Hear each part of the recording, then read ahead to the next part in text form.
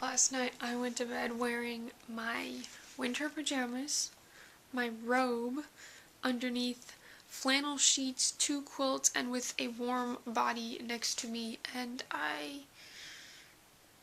that was what it took to get me to sleep.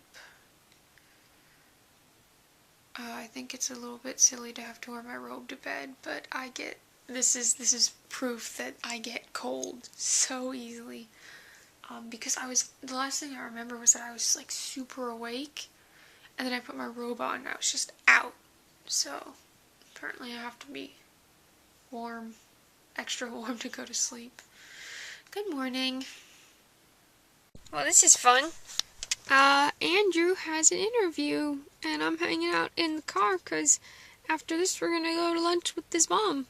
So if it goes well, we'll tell her about it, and if it doesn't, we won't mention it. So Andrew had his interview, and it went pretty well.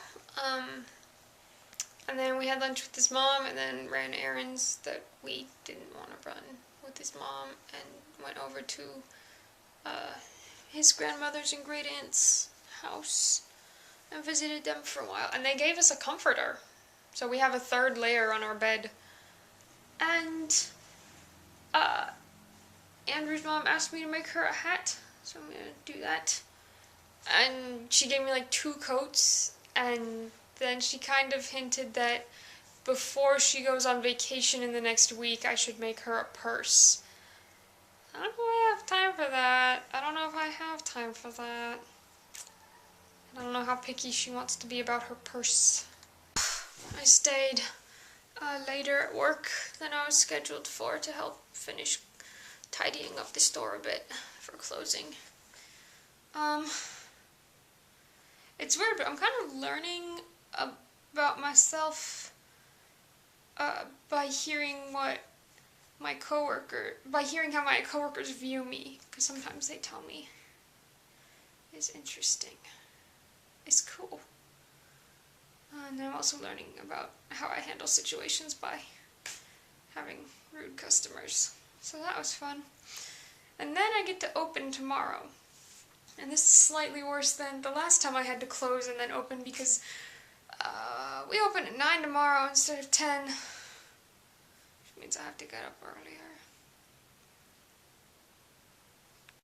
This is what our new comforter looks like. It's the 3rd layer now.